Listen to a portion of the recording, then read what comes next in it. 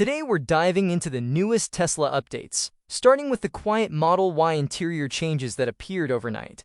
So let's jump right in with Tesla, as the company has refreshed the Model Y cabin in China, something that had been rumored for South Korea before spreading from Chinese production, but it rolled out extremely fast. These changes push features that were once limited to higher trims down to every version, covering both the base and premium configurations. The black headliner has now fully replaced the gray version throughout the lineup, meaning the older light gray fabric option has been completely phased out. Black Alcantara-style headliners are now standard in all Model Y interiors, whereas this feature was previously exclusive to trims like the Model Y Performance. When comparing the old and new designs side by side, many people say the cabin now feels significantly more upscale. What stands out most to me is that these updates are already shipping.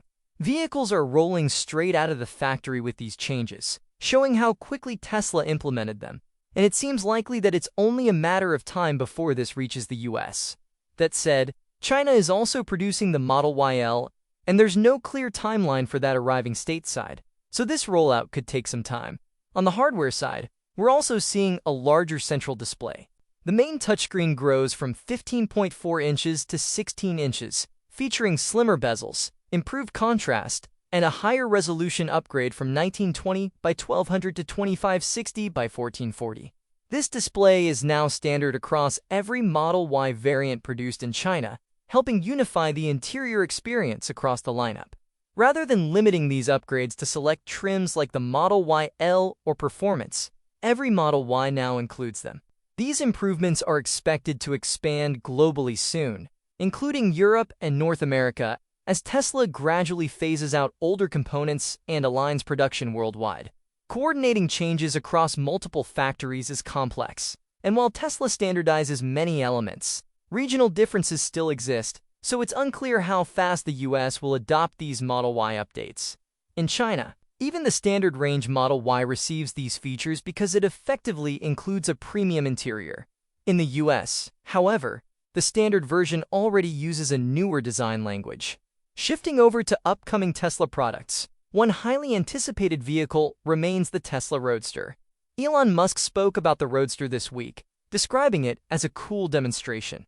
He said that if safety is your top priority, you shouldn't buy the Roadster, adding that they'll aim not to hurt anyone with it. It's intended to represent the peak of human-driven cars.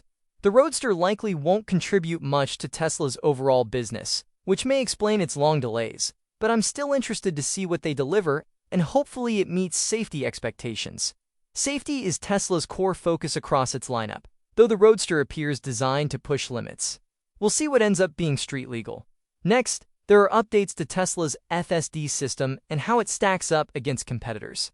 In FSD version 2025.44, the owner's manual now lists Sloth as the default speed profile for new users and first-time activations.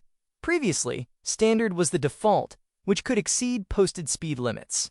Sloth keeps the vehicle below the speed limit, helping new users feel at ease and gradually build confidence in full self-driving. Tesla has also clarified how each speed profile behaves. Sloth drives under the limit. Chill favors slower lanes and minimal lane changes. Standard follows normal traffic speed. Hurry increases speed with more frequent lane changes. Mad Max is the most aggressive option, with higher speeds and frequent lane shifts. Tesla clearly wants first-time FSD experiences to feel calm, avoiding shock from aggressive driving behavior during initial use. Once adjusted, the chosen speed profile remains tied to the driver's profile for future FSD sessions, and drivers can change it using the scroll wheel, similar to adjusting following distance in older autopilot versions. Turning to Cybercab, Tesla has been testing these vehicles in Austin, Texas, and the Bay Area. The latest count appears to be 5 in Austin and 2 in the Bay Area. This is the new 2-seat vehicle plan to ship without a steering wheel or pedals, targeting scale production in 2026. Recent sightings show multiple Cybercabs driving at night. The nighttime look is striking, and side views show off the design clearly. The gold color helps it stand out visually. Tesla envisions this as the modern evolution of the yellow taxi.